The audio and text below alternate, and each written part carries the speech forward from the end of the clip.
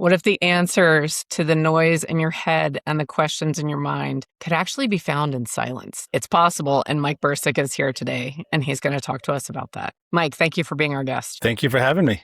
Looking forward to it. So tell me, how could silence be a big part of actually getting clarity? So I'm just a few days removed from hosting an event in Iceland, this beautiful wilderness location. And you don't have to go far in Iceland to find incredible wilderness. There's not a lot of people actually live in Iceland. And just this really profound, incredible, beautiful landscape like you find nowhere else on Earth. And my co-facilitator and I, we spent a lot of time taking people out into these remote environments, whether it's on a hike or just sitting on top of a ridge or whatever that may be. And a lot of the time we instructed people, first off, we told people, leave your phones behind. They're not conducive to the work that we're doing. And secondly, we were very intentional about creating, prolonged moments of silence. So whether it's hiking for an hour or two in silence, or whether it's sitting intentionally in silence in the landscape, whatever, it's a very different relationship to nature and the natural world than many of us have. And so pick any national park in the United States, for instance, and watch how people relate with that landscape. And it's usually with their phones out. They're thinking of, the next clever Instagram worthy photo that they're going to take or video, rather than actually, can I be in relationship with this land? And can I really sink into the beauty of this place? And can I nurture my connection to it? And so the silence is number one, to help people really connect to that landscape, but in so doing to really connect with themselves. We did this one beautiful hike up to this ridge and then along this ridge overlooking the fjord and overlooking this incredible valley. And then after about 2 hours, we stopped and I sat the group down and we spent the next 20 minutes just sitting there in total silence, appreciating this landscape. And afterwards, I told the group, I said, we're not asking you to be silent because we don't want to hear your voices or whatever. And I said to them, silence is where your biggest questions meet your biggest answers. And if we're constantly moving, we're constantly rushing, we're constantly talking, we don't actually slow down long enough to hear ourselves, what's going on deeper, hear our souls or hear our hearts speaking to us. And they're constantly speaking to us, but we're often just outrunning them. And I'll tell you, people had so many profound breakthroughs during this week. One guy said that after that 20-minute sit, he said it was the most peaceful he had felt in probably 20 or 30 years, just by virtue of sitting in stillness for 20 minutes. And it was this feeling that permeated his body that he hadn't felt in 20 or 30 years. And he reflected how much of that time he had spent just constantly going, constantly grinding, constantly moving. And it felt so good to just stop and allow himself to be. And the interesting thing is when we start to slow down, we develop that relationship with ourselves. We connect with ourselves. It makes our connections with others so much deeper, so much more profound, because we know, we start to understand who we are at our core. And when we come to a relationship from that place, rather than constantly moving, I have no idea who I am because I'm constantly, moving and I'm grasping at things, whatever. It just makes our connections to others that much more profound. There's so much power in it. As you're mentioning that, it made me think about the hustle culture, right? And how goal-oriented most of us entrepreneurs are. And it's always that next number or the additional zero or the, okay, we've got to hit this target. And as you said, just go, go, and go. And to me, that's almost all external. It's an external goal. And it also, and the grit and the hustle and the tenacity, like I'm the one that can do it, is not necessarily building connection because we're so self-reliant. And when I think about that silence and allowing yourself to reconnect internally, that becomes more internal rather than that like exterior goal. Even if you're a team and you're all shooting for the same goal, which I'm not saying is a bad thing, but it's different. Mm-hmm. It's external. What you're describing to me sounds much more internal and connecting with your own core. Yeah. And I think maybe your listeners might not want to hear this, but I say this because I've lived this, and there's so many of the people that I've worked with, I see this in them. A lot of that hustle comes from a core belief that I'm not good enough and that I have to prove myself to the world. I have to prove myself to mom. I have to prove myself to dad. I have to prove myself to my fourth grade teacher who told me, I'd never amount to anything, whatever that may be. Yeah. And so, I've worked with entrepreneurs, some incredibly successful ones, running $100 million companies, and they're still hustling and they're still driving. And if I dig deep enough and ask them, like, why are you doing this? Often the answer will come back to, because I'm trying to prove myself to somebody. And this core belief that I'm not good enough as I am. I need to somehow present myself to the world as, incredibly accomplished, wealthy, whatever that may be. And then I'll feel good about myself. And so when people actually stop and slow down and you can sit on a ridge and just be with yourself, you can start to let in this feeling that maybe I am good enough just exactly as I am. And I don't have to constantly be proving myself. And also, I want to be careful that I'm not just saying like, grow your company, don't Right. scale, don't hustle, whatever. Understand why you're doing it. If you really, I believe really, really deeply in what I offer. And when I sold my last company so that I could focus on Wayfinders, I fell into that trap so deeply with my previous company. I set the most, if you've ever heard of BHAGs, big, hairy, audacious goals. Yes, I have. I set the hairiest, most audacious goals you can imagine.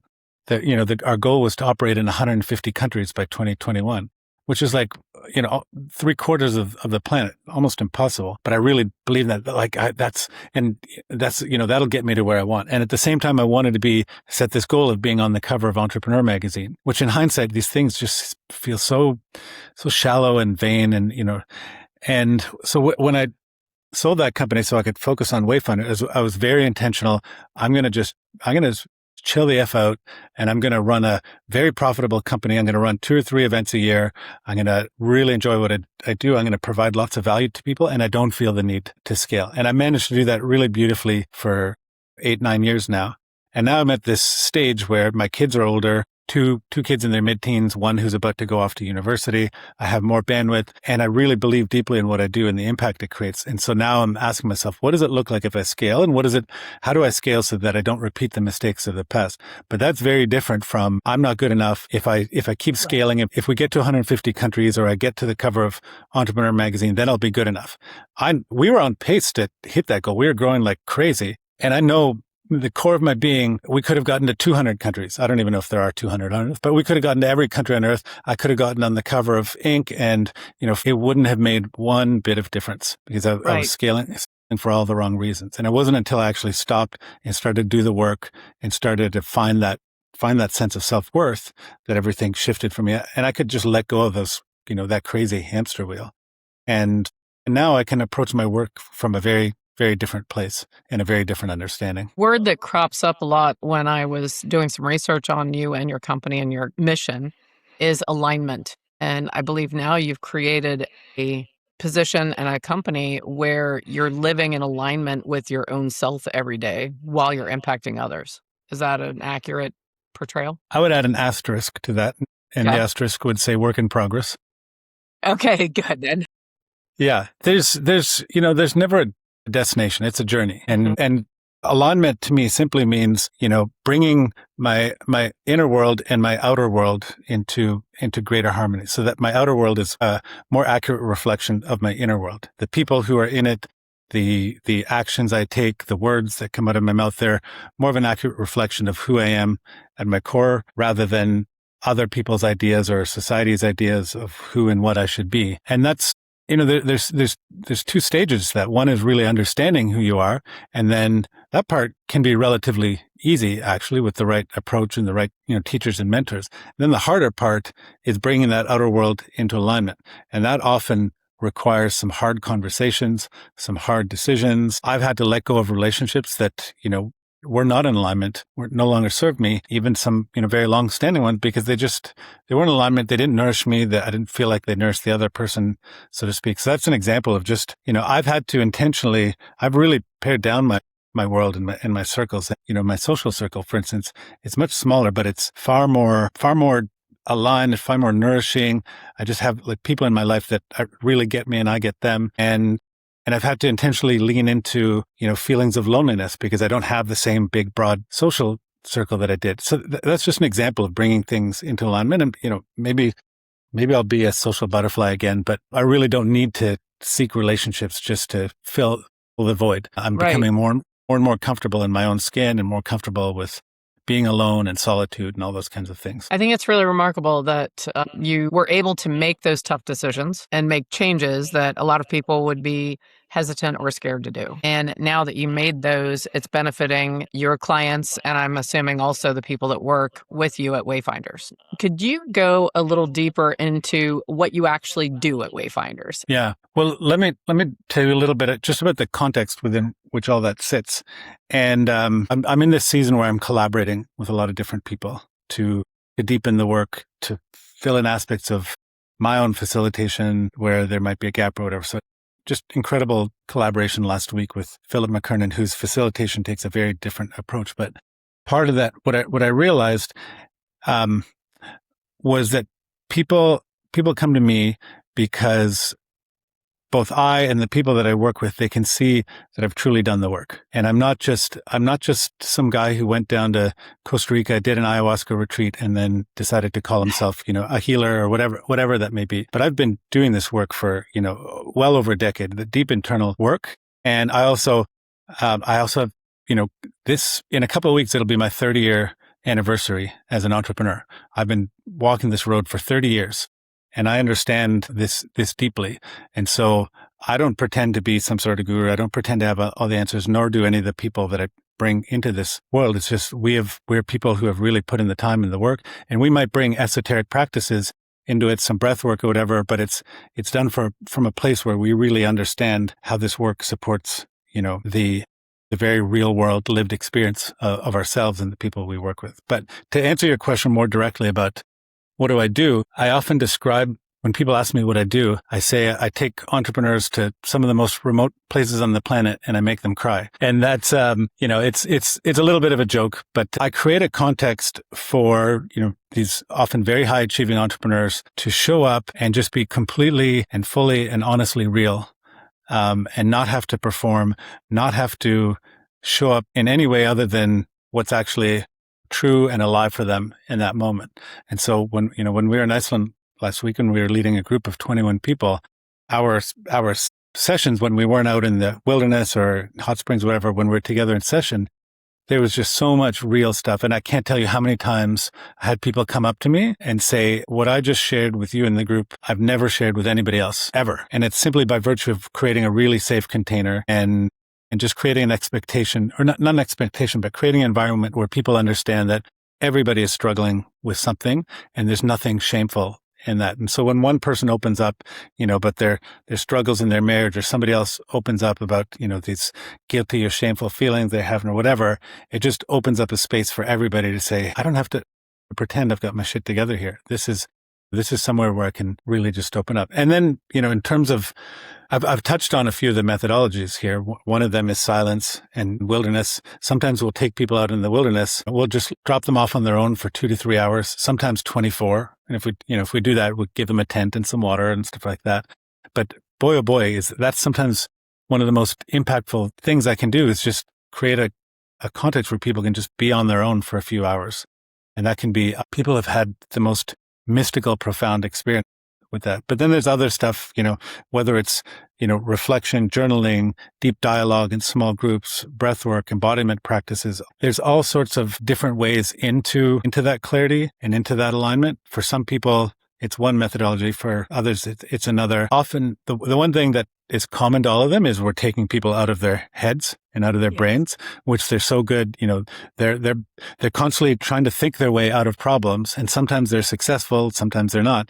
But they're used to thinking, okay, problem, have to brainstorm, have to talk to some smart people, whatever, and then we'll figure out the solution, and then we'll go execute. That can work, in certain contexts. But when we're talking about the really deep, questions about who am I, how do I inhabit this world, how do I live with more peace, that's not really something you're thinking your way out of. You need to go into the body. You need to go into these other practices. And then at the same time, we also have a ton of fun. We go on these amazing hikes, or we'll go for an incredible bike ride, or we'll sing with the nomads in Western Mongolia, all sorts of crazy, wacky stuff. And we have a lot of fun in the process as well. When you say that, you have these CEOs, these entrepreneurs and your clients, and you make them cry in the wilderness, I really can relate to that, because the cliche, it's lonely at the top. It really is. I know in my chosen industry of real estate, most agents that are successful and have built a business, you almost feel as if you're on showtime all the time,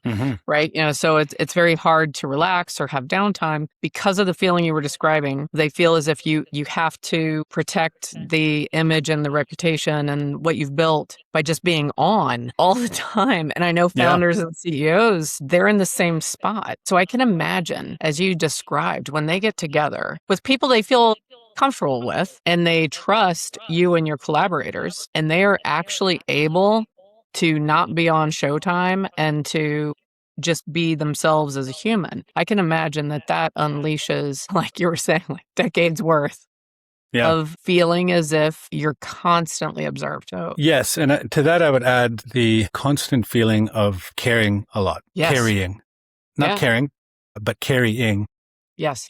Particularly most of my clientele, they have families. So, showing up for work, showing up for your team, showing up for your customers, then coming home and having to, be on for your partner, be on for your kids, all those kind of things. It's like constantly having to shoulder and carry this weight. But then it's like, wait, who's looking after me? It was incredible. There was this common thread and this common theme throughout the group of so many of the people in that group who never really take time for themselves, whether it's, being in the wilderness and being silent, or whether it's, I used to love playing guitar and now I never play guitar anymore, or, and for a lot of people, the thought of, taking extended time on a regular basis for themselves they felt guilty about it.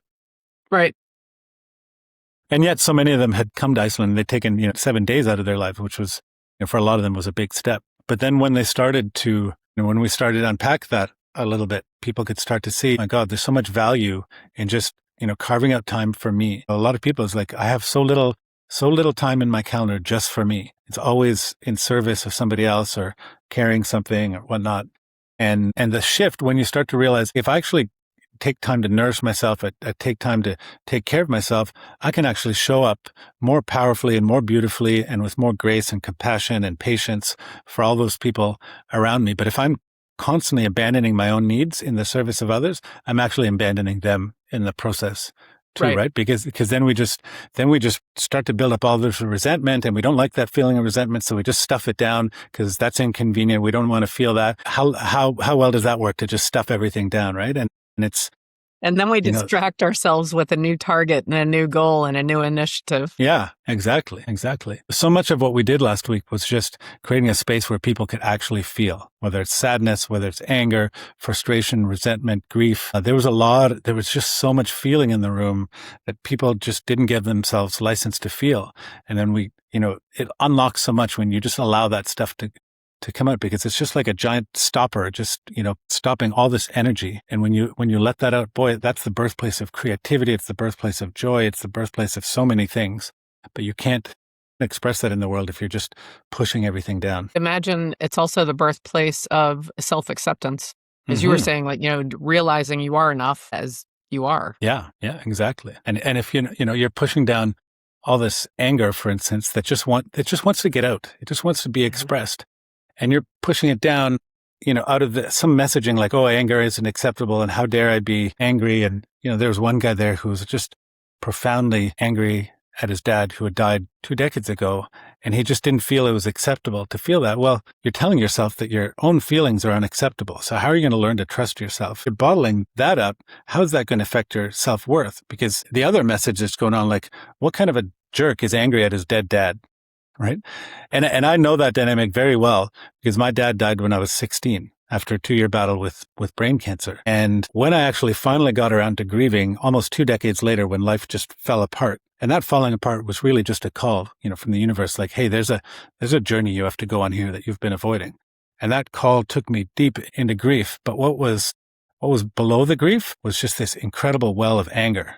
I was so angry at my dad. I was so angry at the world for taking him from me at an age when I really needed him.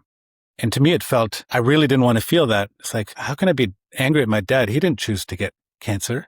Right. But from a, 14, 15, 16-year-old boy's perspective, it's like, God damn you for getting cancer. How dare you leave me when I needed you the most? And, there was so much anger. But when I released that, it was transformative to actually allow that to come through me and to feel like, okay, it's safe and it's totally okay to, I was a confused boy, and it was, and I did some things when I was that age that, I'm not, I carried a lot of guilt and shame about how I reacted to that situation. But when I'm able to go back and just see that with compassion and love and grace and say, I was a, 15, 16-year-old boy just trying to navigate a world that was already confusing. And yet I was dealing with this other thing here. Well, all of that emotion, when it's like just stuck down there and bottled up, really, it just creates havoc. Right. Internally and externally. And it festers. Mm-hmm. So, the saying of things get better with time, not always. Not always. Yeah, I mean, if it weren't, it was 18 years later when everything fell apart, and things just, I managed to outrun it in my 20s. I managed to out party it and out ski it and out hustle it and all that kind of stuff. And on the surface, things look great. I was living a great life, living in the Canadian Rockies, and I was playing in a band. I was running a business, and it was great. But then once my 30s hit, and it wasn't just the milestone or whatever, but life got a little less joyous every day until, I'd wake up and like, why am I so sad? And why am I so angry? And why am I having such a lousy time? Like, and then it just, external conditions all started to unravel, my business, my relationship, whatever. And that was when I had to go down. I had to go into the descent, and I had to go into all this stuff that was there. But boy, am I grateful for that. That was a really, really difficult period in my life, but I'm so grateful for it now because it just opened me up to so much more. You mentioned that you had to. And the one thing I would say is that you didn't have to, but you chose to, and you leaned in on it. Because I think you and I both know people that hit that decision-making point, and they may touch it briefly and they get burned and they bounce out and they go right back to grind, hustle, suppress stuff. So I think I'm just giving your past self a small pat on the back because you chose to dive in and explore it and actually face what was there. And that is not an easy thing to do. Mm-hmm. Yeah, thank you. And I do give myself a pat on the back, for that. I've never really shied away from curiosity, from doing the work, trying to understand myself. But I've been through this cycle enough times in my life, whether it's, there've been 3 sort of significant crises, so to speak, and then lots of smaller ones through my life. And having been through the cycle enough times, I can look back and see how each of these has transformed me. They've been a call to another evolution, another version of myself, one that's a little bit more true and a little bit more aligned. And so you go through that enough times, and then when it happens, you can recognize it for what it is. So about 3 months ago, things turned, my world got very challenging, both from a business perspective and a personal perspective. And there's all these things coming at me at once, these struggles and challenges, whatever. And in the past, I might have wanted to bury my head in the sand, or I might have wanted to try and, solution my way out of everything. And there's stuff that needed to be done. I'd shy away from that, but I recognized it for what it is. And I recognized that there's a call here. There's a call to me. And this is happening for me. And there's something to be learned from here. There's some way that I'm being asked to grow in this situation.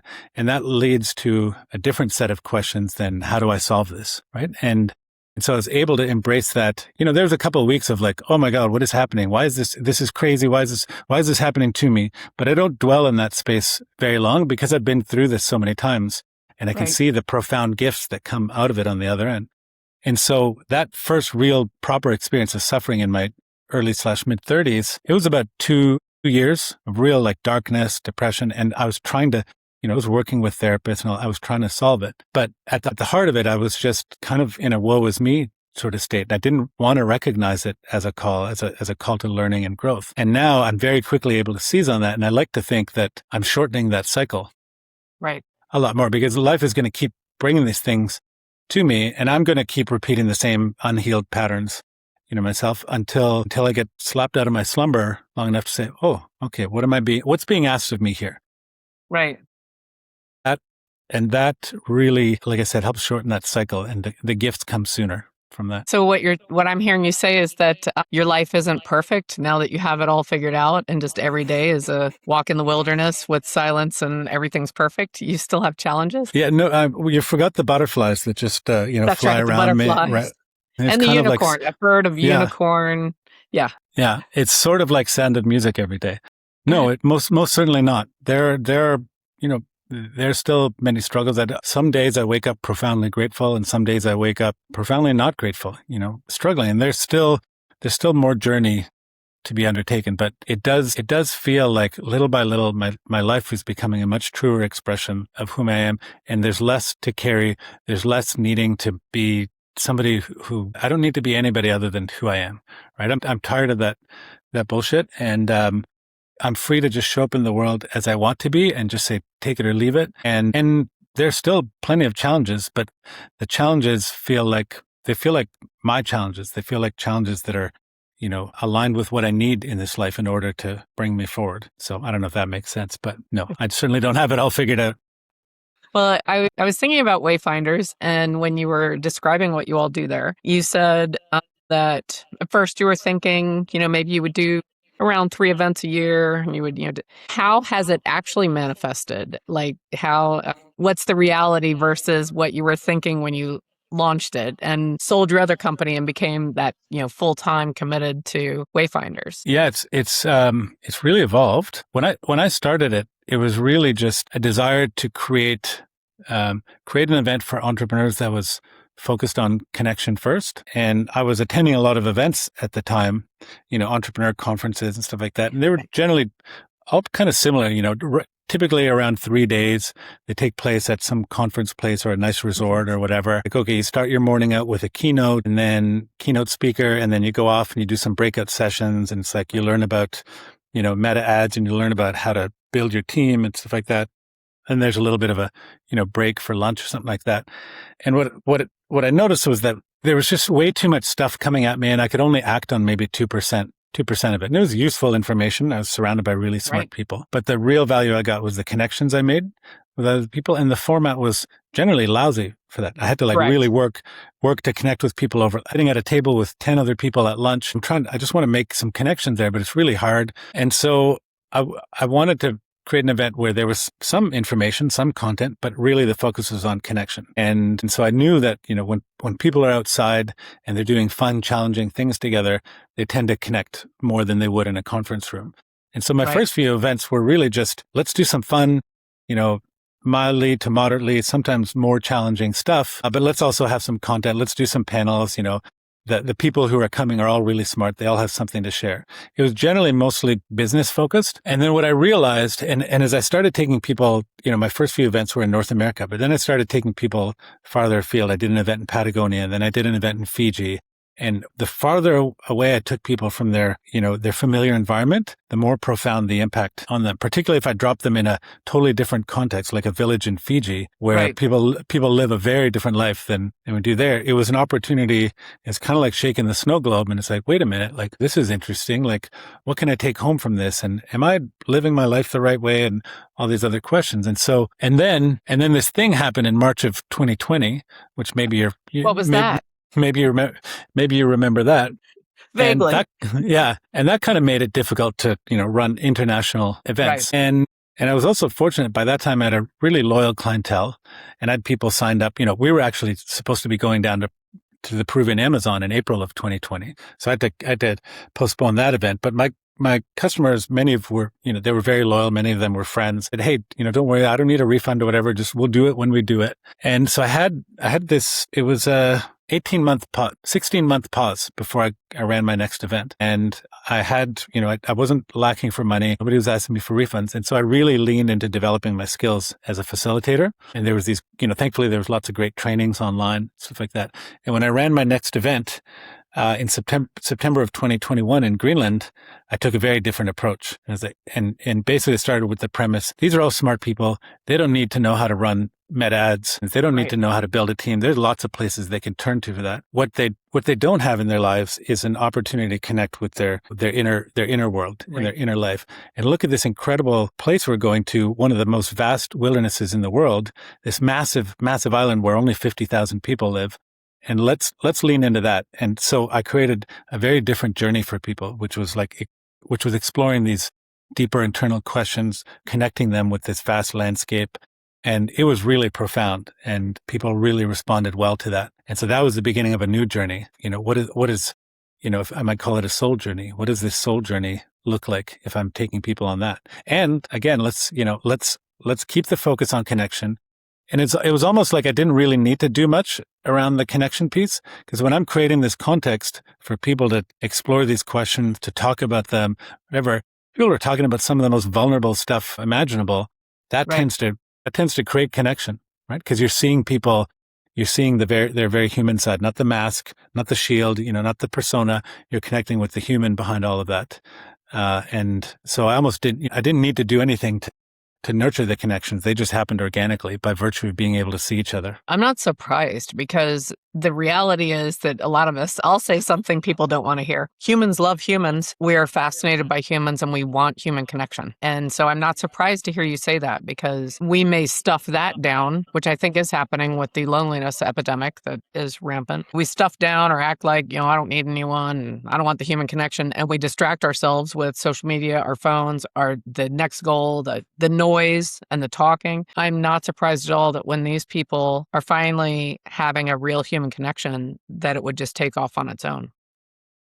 And it's remarkable that you're just putting them in the place and giving them the spark, and then the fire is growing and they're making the connections. Well, I love that you mentioned fire, because one of our taglines is join us at the fire. And fires are, humans have been meeting around fires for hundreds of thousands of years. We always open our events with our welcome ceremony takes place around a fire. And it's kind of funny. Sometimes I'll take people to these outrageously hot tropical destinations. I remember, November of 22, I ran an event in Morocco. Morocco's quite a warm country. And we went on this, and there was this beautiful spot I wanted to take people to. It was about an hour hike in the sunshine. People were already sweaty. And then I'd ask the team to set up. I set a small fire. It just needs to be symbolic. It doesn't need to be, we certainly didn't need any heat from it. And they misunderstood the instructions, and it wasn't a big bonfire, but it was a sizable fire. And then I asked the group to gather around this fire. It's like 100 degrees outside, and we're gathered around this fire, and people, there's a specific cadence and questioning to the welcome ceremony. And people are just like, oh my God, get me out of here, and it wasn't quite intended for an opening circle, but it was quite funny. But fires are so important, right? That they bring out something primal in us. And, anybody who's ever sat around a campfire roasting marshmallows or telling, ghost stories or whatever, they know what I'm talking about. It just brings something out in you. So I'm glad you touched on that word. It's funny as you described that in Morocco. So I live in Paradise Valley, Arizona, which also gets hot. And as you were saying that, I was imagining your group. Everybody was like, get me out of here. This is hot, except for the Arizonans from Scottsdale and Paradise Valley. They were like, this is fine. Yeah. I got to put on a jacket. Yeah. It's getting a little chilly. Yeah. But it's what I'm hearing from you is that with what you're doing at Wayfinders, you're quieting the mind by removing them from, every day, what they see, feel, and do. But it sounds like you guys also incorporate their senses. It sounds like it's very sensory and almost immersive. Mm-hmm. And then I think that is allowing them to quiet their mind and or embrace some silence while still connecting faster. Well, very intuitive. I love that you said that, because I'm a big believer in engaging the different senses. Music is really, I'm a former professional musician. Music is really important to me, and music is so evocative, right? And so I incorporate music and sound a lot into my events. Actually, earlier this year, bought a set of those silent disco headphones. Is like everybody puts on the headphones, and you can have a transmitter. And so I've been doing more and more of these where I ask people to put them on. I take them out into the landscape, and I will do sort of a walking meditation as we're walking through the landscape, and I'll have music, and then I'll write some sort of walking meditation for them, and it can be quite a powerful experience to just you're paying attention visually to the landscape, but then there's this whole auditory environment going on. And I try to make the narration mirror the landscape and all that kind of stuff. And that can be quite powerful. But also, I'm a big believer in scent. Yes. So I think it's so underutilized. Yeah. And I will often, one of my favorite scents is Palo Santo. Do you know Palo Santo? I do not. I will look that up. Yeah. It's this beautiful wood, and you burn it, and it creates this very, very distinct scent. And I don't know how to describe it other than to say you have to check it out. And Palo Santo actually means holy wood. And a lot of indigenous cultures will burn Palo Santo as in ceremony and stuff like that. And so I will often, have a little stick of Palo Santo, and I'll start off our group sessions by burning some in the center, and it creates it, for some people, it can just immediately drop them into the experience.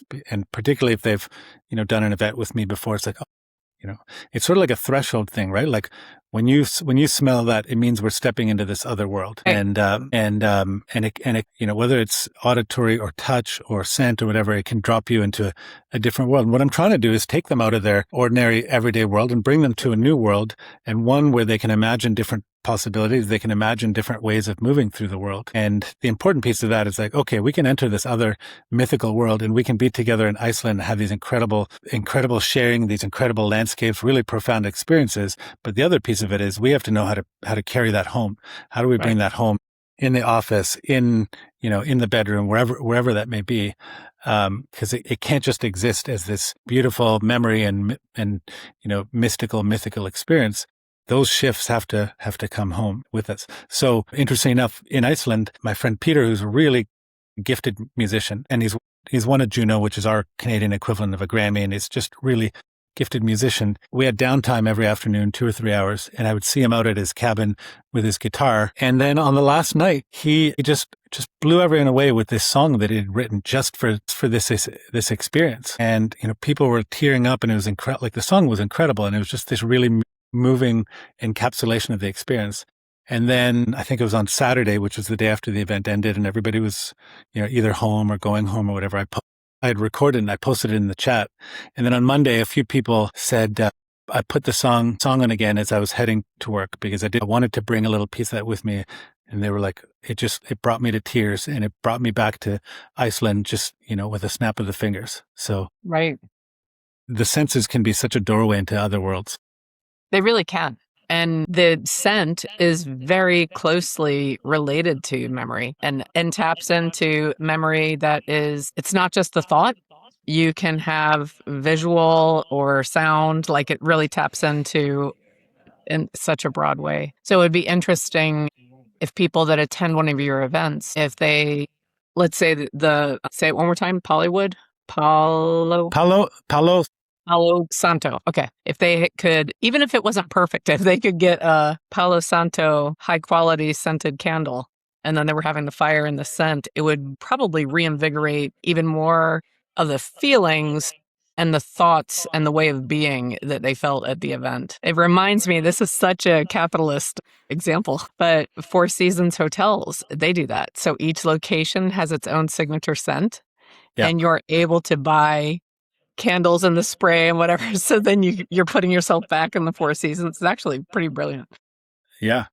So I know that's a very capitalistic example, but it's interesting. And I do think that, and I don't have any basis of saying this, I haven't analyzed the data, but I feel as if we ignore the power of our sense of smell. We don't think about it necessarily in that way, but then sometimes it hits us. We'll walk into a particular restaurant and all of a sudden we're overwhelmed with thoughts of our grandmother's house when we were young, and then it catches us off guard. It'd be interesting if more people explored that a little bit. Yeah. And, another example that comes to mind, my friend Robbie started this organization called Othership, and they have, I think, four or five locations now. And it's basically a sauna, and then they have cold plunges, and then they have guides that do various things like breathwork, meditations, or whatever. And it's so beautifully designed. The whole thing, start to finish, is incredibly designed, and it's become this phenomenon. Like, it's growing like crazy, and they can't open locations fast enough. I think there's 3 in New York City now, and it's just this amazing, fulfills this need. There's so many people now that are looking for ways to connect that don't involve alcohol and just sitting around getting drunk and that kind of thing. And they have developed their own signature scent, and it is very distinctive, and it's an amazing scent. And so any location you go to, and there's one, here in Toronto, sort of Yonge and Bloor area, which is a very popular area, and you can smell that scent from 2 blocks away. I don't know how they got, permission to pump that much scent into the air, but you can smell it, and it's like, Othership, like, it's incredibly powerful, and it drops you into a state once you enter. Right. So, yeah. I think that's awesome. And I can't wait. I think that's a, overlooked and underutilized tool in the world of business. I think so too. And to be used in a really beautiful, aligned way, not as a manipulation, whatever. That's but right. I know. Right. Yeah, and I know, just by virtue of when I started burning this last week, so many people ask me, "Oh, what is that?" And like I said, Palo Santo is such a beautiful smell, and so I know that most of the people there hadn't encountered it before, and I know that the next time they smell that, they're going to think about Iceland. They're going to think about their experience. So we're probably going to, mail a few sticks to everybody, just as a reminder of that experience, not as like a marketing plan or anything like That's that. right.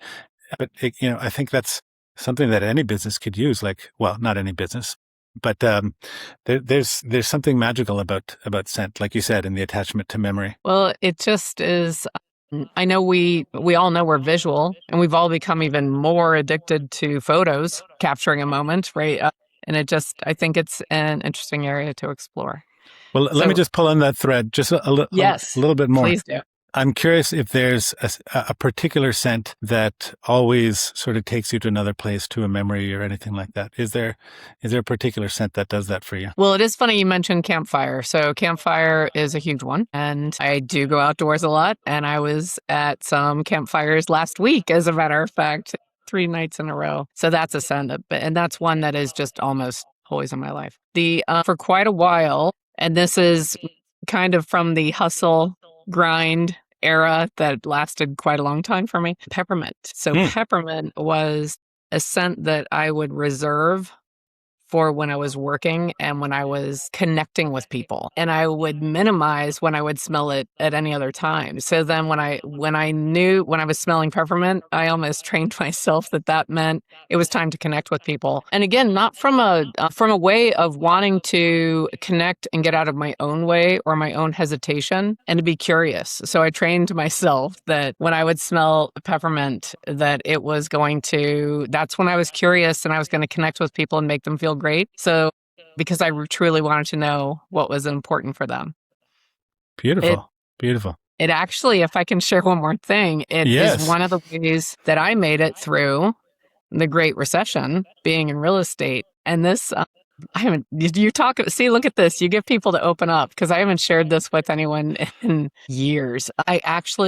I knew how powerful what peppermint was for me. So I got some peppermint foot lotion. And what I did during the recession is, if I was facing massive disappointment, or things went sideways, or a short sale wasn't approved, or, like my listings didn't sell, whatever it was, I would stop myself for 5 minutes, set a timer, and I would rub the peppermint foot lotion on my feet. And it was quiet, not even music, because I'm a big music person as well, but I would just have total quiet. I'd set a timer for 5 minutes, and I would rub peppermint scented lotion on my feet. And that was how I would ground myself and get back in, going for it. And I do attribute that as one of the ways that I actually made it through that time without giving up.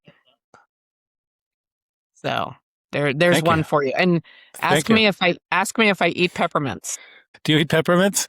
I don't. No. No. Yeah. So I don't know why that one. It's very energizing to me. Yeah. Well, thank you for sharing that. Yeah, and I could see your connection to that. I could see the emotion behind that story there. And I shared that with some of my colleagues that were also going through really hard times, and they were like, "What?" And I was like, "Just trust me, do it." Yeah. And several did, and they were like, "Oh, it's weird, but it works." So yeah.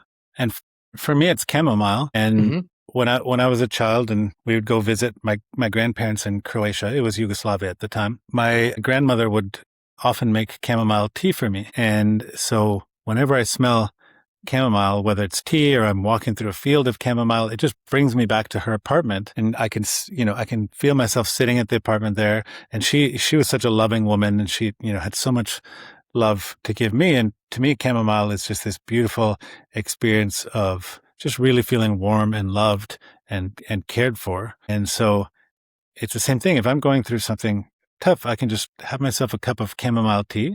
It's not going to make it go away, but it'll make it, maybe 10% less sharp and a little easier to bear. And that's the power of these things, whether it's scent or whether it's music or whatever. They can put us into altered states. And it's very easy when you're going through something like 2008 or something difficult. It's very easy to get lost in the spinning wheels of our mind.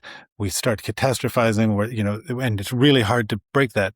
And we want to try and think our way out of it. You know this, right? When that train is off the tracks, it's very hard to get it back onto the tracks using the same mind that got it off the tracks.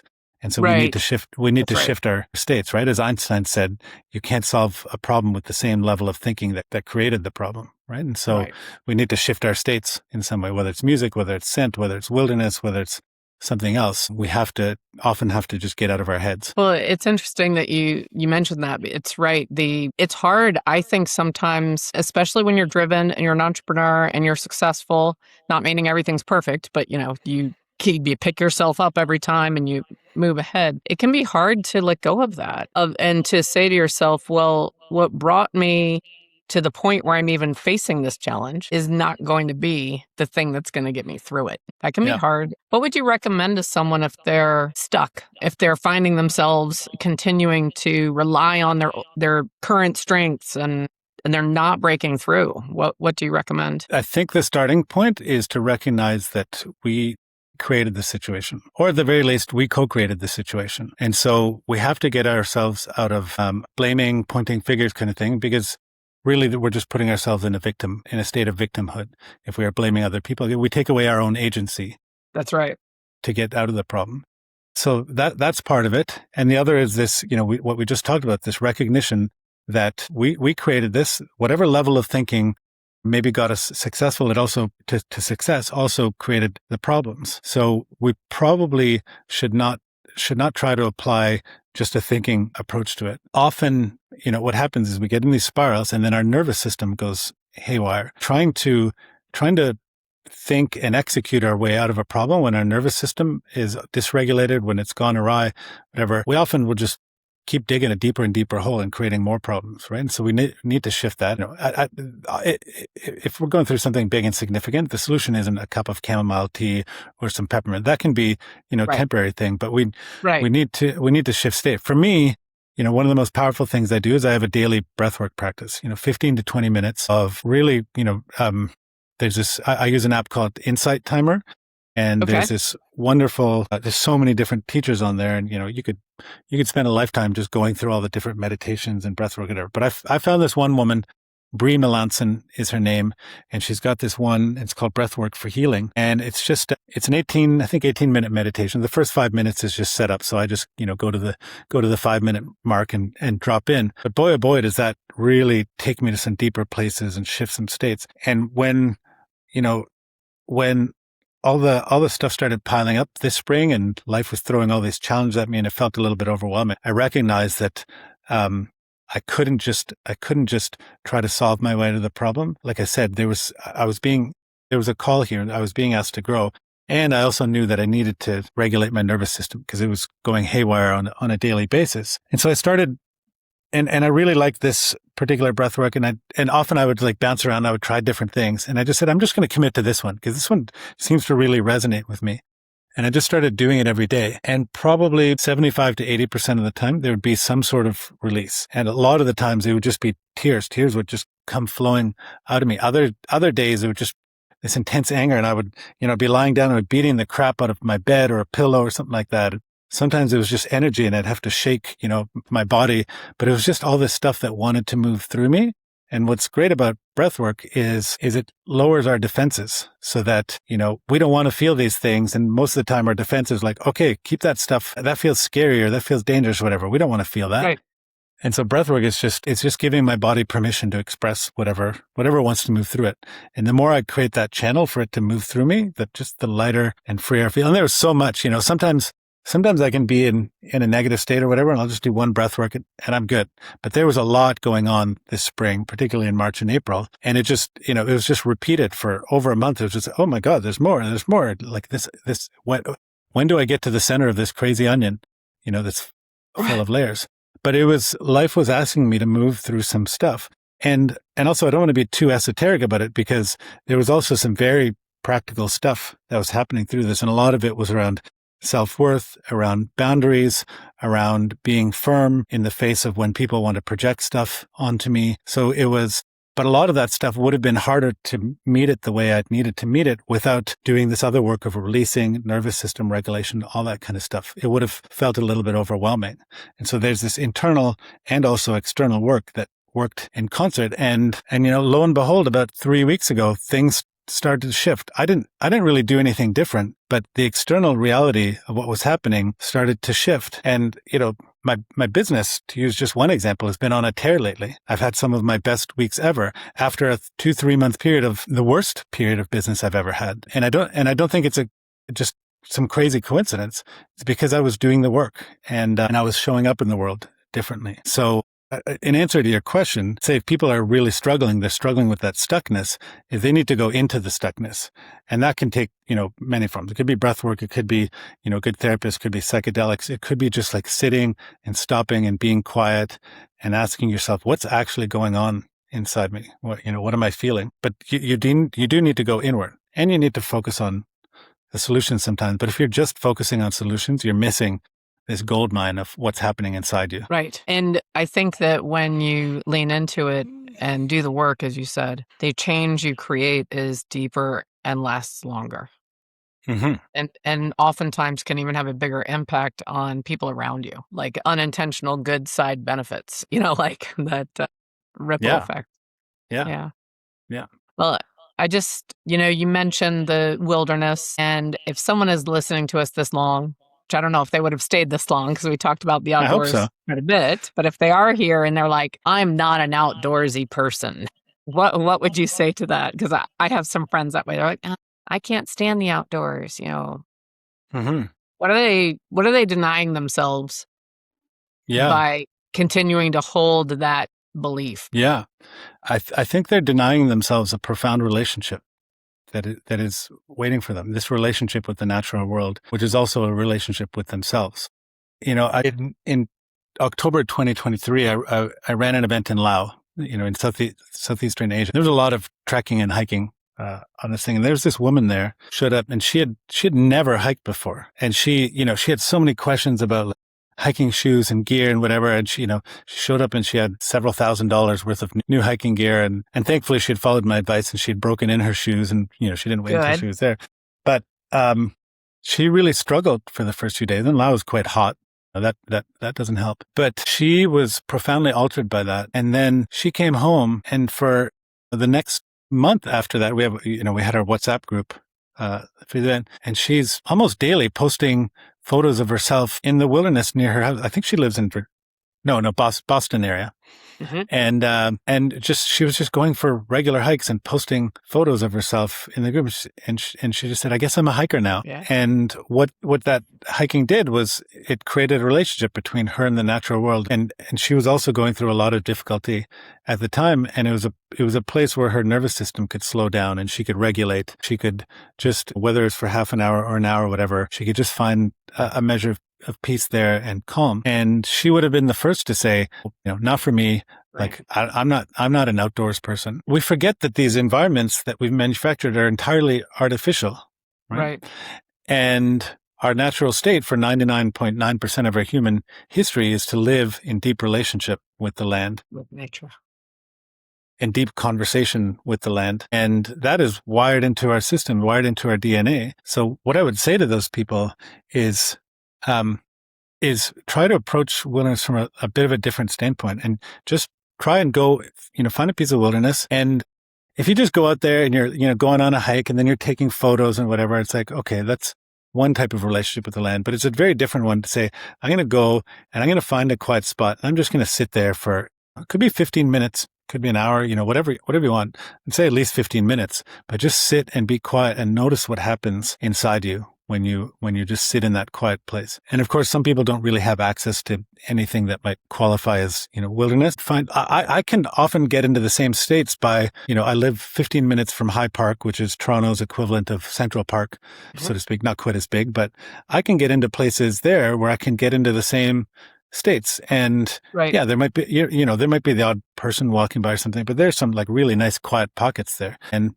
doesn't take me long to just get there and just be like, oh, I'm here, I'm home. So I am a big fan of grounding, but not just with my feet. I like to lay on my back on the ground at a variety of places.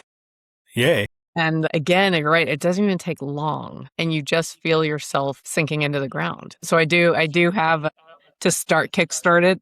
I've got to starting with the top of my head and going down through my body to just sink into the ground and really think about where am I and what am I connecting with. Yeah. And for people who are skeptical, just do a quick search about There's so much research and so many studies about the effect of wilderness on our health, on our nervous systems, on our sense of well-being, whatnot. And it doesn't have to be, 10 hours a week or a 5-day retreat every quarter. It's just like, Right. a couple of Right. times a week, just, half an hour or an hour, in a quiet space just like sit and touch a tree or something like that. It's amazing what you can do just to establish a little bit of that connection. Well, Mike, I so appreciate this conversation, and I could talk to you about it for hours. I feel like what you're doing in the connection and community that you're creating for the people that participate in with Wayfinders is really intriguing. And I think about we don't even know, like, the children of employees of the entrepreneurs that come to your event are benefiting. Like, I can't even imagine the ripple effect. So Thank you. it is intriguing. I hope people will check you out on way-finders.com. I do have one last practical question. So when you have your groups and your events, like the one that you just wrapped up in Iceland, is that a group that already knows each other booking the event, or is it a lot of individuals that don't know each other that are coming together at the event? Yeah. It's mostly individuals. I'd say 10 to 20% of people are coming with their partner, but it's usually because both of them are entrepreneurs. And then we try and make sure we split them up, because if you're just with your partner, it's a very different experience, right? You're there for you and for your own experience. Sometimes people bring, a co-founder along, but most people are just coming on their own. They're doing it for them. And they're having that incredible connection and breakthrough with others. I'm so thrilled for you that you're able to still have the success that you wanted to create and what you're doing. And I'm not criticizing your past company. I hope that's thriving. I hope whoever bought it, has maintained some of the dream and it's benefiting them. But it's really exciting to me that what you're doing with Wayfinders is allowing you to be in alignment and continue to grow yourself as you're impacting others. Thank you. I appreciate that. Well, thank you for being our guest today. If you're listening to this episode of The Inner Estate, I hope you'll come back for the next one and drop a comment on your favorite bit of wilderness. Where have you traveled to that really took you out of your own world that you go back to and think about, or maybe even go back to? But thank you, Mike. Yeah, thank you. I really appreciate the conversation.